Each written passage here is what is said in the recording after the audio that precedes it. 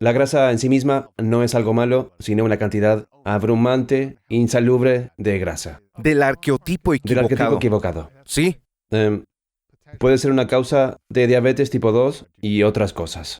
por décadas he dirigido centros clínicos con miles de personas. Tuvimos muchos proyectos de investigación que hemos publicado a lo largo de los años. Aprendí que cuando una persona tiene sobrepeso, tiene presión arterial alta, colesterol alto, azúcar en la sangre alta, está preocupada por todo tipo de enfermedades y son conscientes de que eso es por las tablas. Han tratado de perder peso, pero no tienen éxito. Sienten que si tienen que perder 50 libras, no van a poder.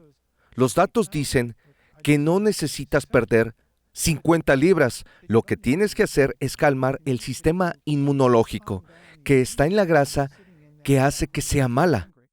Puede que solo tenga que perder 5 libras si es el tipo correcto. Interesante. Hay que deshacerse de la grasa mala, enojada y Así no es, saludable. exacto. No tratar de perder 50 libras, que es difícil. ¿Cuándo se convirtió el sistema inmunitario en algo con lo que te obsesionaste con tu práctica, estudio e investigación? ¿Fue temprano en tu práctica?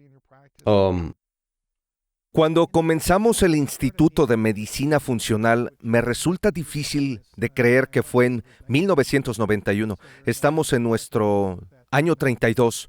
Hemos tenido cientos de miles de personas que han pasado por programas durante esos años, profesionales de la salud. Me estaba centrando en cómo los diferentes órganos se comunican entre sí. Me interesaba saber cómo se desarrollaba un trastorno, no solo cómo tratarlo. Estaba preocupado por la causa raíz.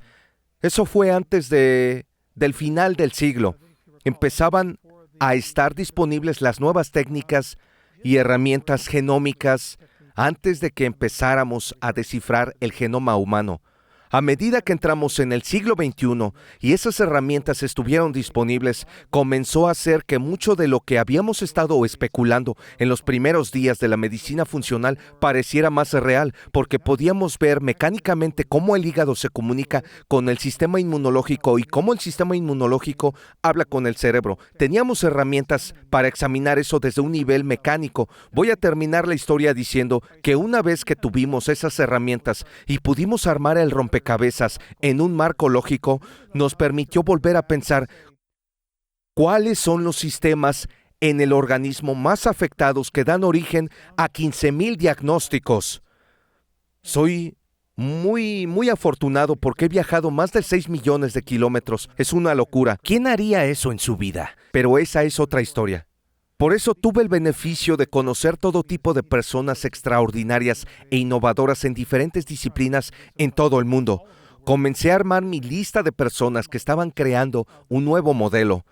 Mi esposa Susan fue muy perspicaz y una noche me dijo: Jeff, has conocido a muchas personas en todo el mundo. Siempre hablas muy bien de ellos. ¿Por qué no organizas una reunión? Reúne a líderes y pregúntales, ¿cómo sería el sistema de salud si fuera idealizado? Olvida la licencia, las ganancias, solo habla de la estructura basada en todas las personas de las que estás hablando. Organizamos una reunión en la isla de Vancouver, Columbia Británica en Victoria. Reunimos alrededor de 60 líderes de diferentes lugares del mundo, de diferentes disciplinas. Fue una discusión de 3 días extraordinariamente vital. Todos dijeron que fue muy divertido y deberíamos hacerlo de nuevo. Lo hicimos al año siguiente. En el segundo año se me ocurrió llamarlo medicina funcional. Cuando volví a hablar con el grupo sobre eso, dijeron que no estaban seguros de ese nombre, porque en ese entonces la función se refería a 2 cosas. Ya sea medicina geriátrica, disfunción, discapacidad física o medicina psicosomática, un trastorno funcional. Eso podría marginar lo que estábamos diciendo en ese momento, pero no. Yo estaba leyendo la literatura todo el tiempo y cuando empecé a ver artículos sobre neurología funcional, endocrinología funcional, cardiología funcional, estaba reformulando eso como una forma ascendente de mirar usando las nuevas herramientas. Luego eso serían enfermedades patológicas. Quería captar eso como un nuevo término, pero con algo de rechazo, reticencia El grupo decidió darle una oportunidad. Eso nos llevó a reconocer que había una variedad de procesos centrales en el cuerpo que eran los preventivos, que si estaban desequilibrados daban lugar a diagnósticos. El sistema inmunológico era obviamente uno de ellos. Otro fue la fisiología digestiva, la comunicación celular, la desintoxicación, la recopilación celular intracelular y la integridad de cómo las células se replican en células hijas sin perder su función.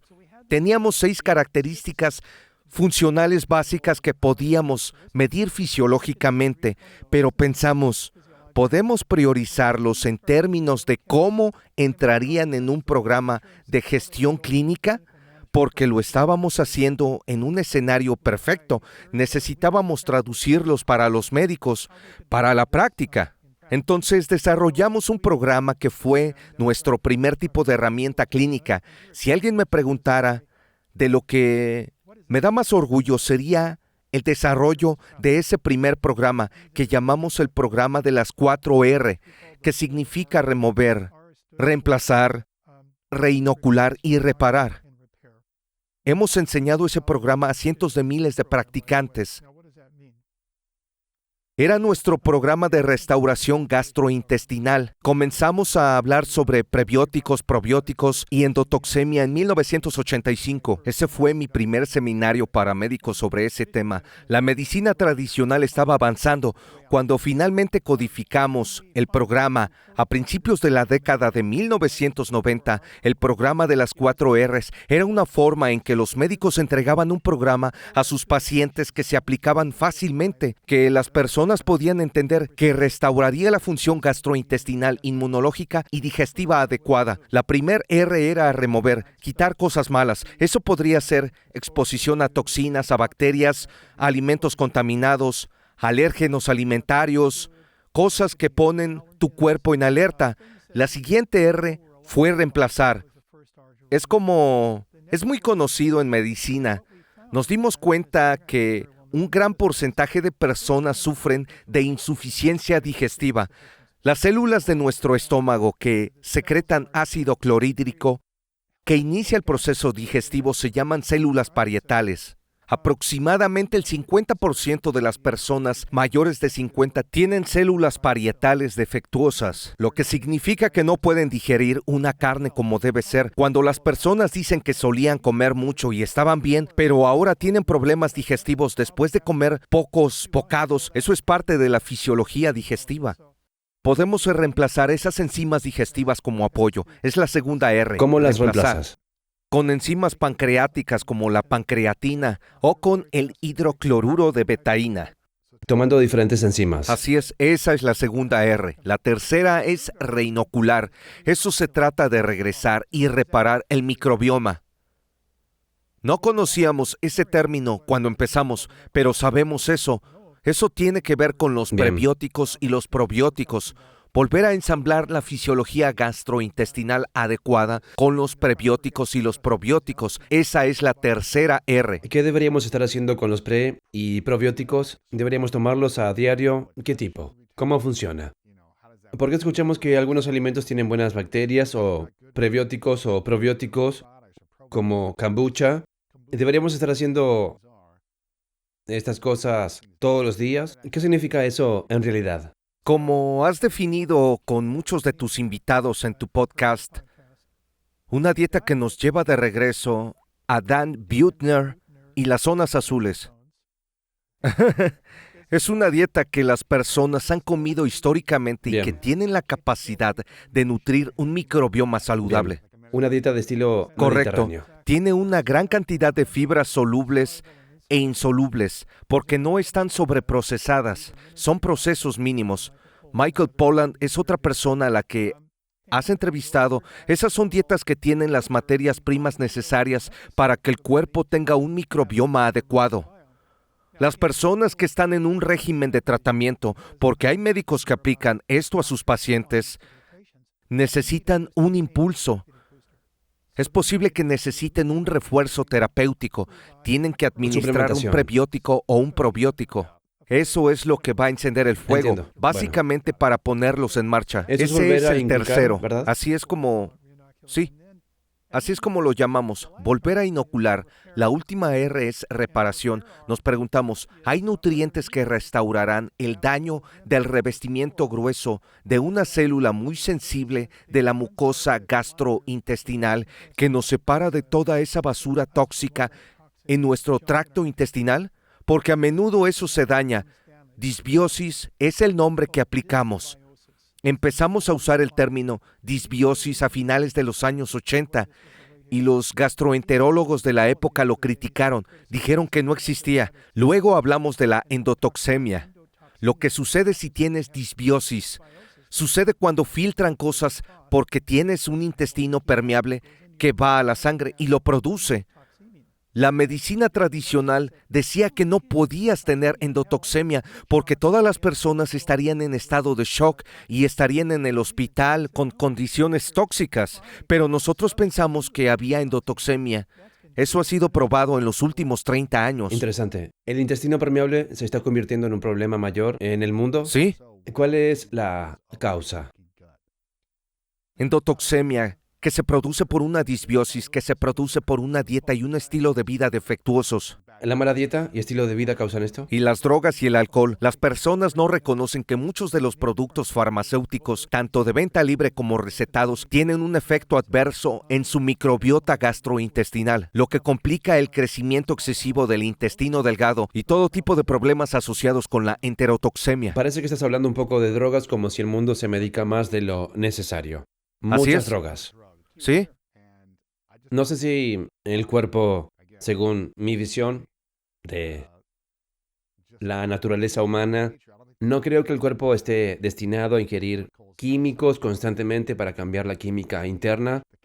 Si hay dolor extremo, que se va a aliviar o ayudar a adormecer el dolor hasta que el sistema inmunológico pueda curarse, está bien. Pero, ¿cuál es la diferencia entre la medicina moderna y la medicina natural? ¿Y por qué nos medicamos en exceso? ¿Y cómo podemos empezar a dejar la medicina? Estás haciendo preguntas muy buenas. Son preguntas fundamentales de nuestra era. Voy a retroceder un poco para tratar de contestar tu pregunta. Hace unos años tuve el privilegio de ser invitado a China para dar una serie de conferencias en la Facultad de Medicina y Centro Médico de la Universidad de Beijing, el más grande de China. Era un lugar donde un presidente de los Estados Unidos podría ser tratado si estuviera en esos lados. Fui recibido por el jefe de personal del hospital.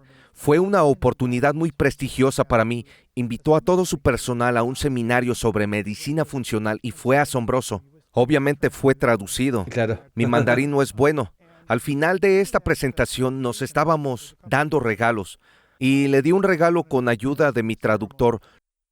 Luego me dio un regalo y comenzó a hablar y el traductor no tenía la oportunidad de traducir porque el jefe del personal seguía hablando sin parar. Hablando y hablando. ¿En mandarín? Sí, en mandarín. Me preguntaba qué estaba diciendo porque era muy largo. Le pregunté a mi traductor qué es lo que dijo. Él dijo, puedo resumirlo diciendo que eres la primera persona que conozco de los Estados Unidos que parece entender la medicina tradicional china. La razón de eso es que si piensas en la farmacología moderna, funciona de una manera específica. Un científico o investigador descubre un receptor en el cuerpo que está relacionado con una enfermedad específica. Se hizo un descubrimiento científico fundamental de que ese receptor podría ser el receptor de testosterona o el de estrógeno. Y tenemos miles de receptores diferentes en el cuerpo que alguna alteración con ellos, ya sea demasiado activo o no lo suficientemente activo, causa una enfermedad o condición. La ciencia nos dice que evaluemos moléculas nuevas en la naturaleza, toda la biblioteca de millones de moléculas que se ha generado en el laboratorio a partir de químicos o nuevas que vamos a generar. Luego se produce contra este receptor y hay que encontrar cuál de esas moléculas hará lo que queramos en tal receptor para tratar esa condición. Ese es el modelo farmacológico de nuestra época. Eso es medicina moderna. Sí, ha sido muy exitoso por muchas razones, pero es un modelo centrado en la enfermedad aguda, porque lo que está tratando de hacer es eliminar toda la ambigüedad de un receptor. Se pone una molécula en el cuerpo que tiene tal afinidad que no se puede escapar. Esa es la razón por la que tenemos muchos efectos secundarios adversos de los medicamentos, porque no hay mucha oscilación. Una vez que eso está controlado y tienes suerte, puedes tener uno de esos valores atípicos que hacen que no respondas como otras personas. Ese es un modelo bueno si estás en la sala de emergencias, porque no quieres mucha ambigüedad. Si esa persona está cerca de la muerte, quieres que esa molécula haga su trabajo. Detenerlo en el momento. Así es. ¿Qué ejemplos hay de cosas que mejoran con la edad? Uno de ellos fue el queso. Hablamos del queso. Oh, hombre. Queso apestoso. Bien, queso apestoso. Algunos quesos mejoran mucho con la edad. Violines viejos, árboles viejos.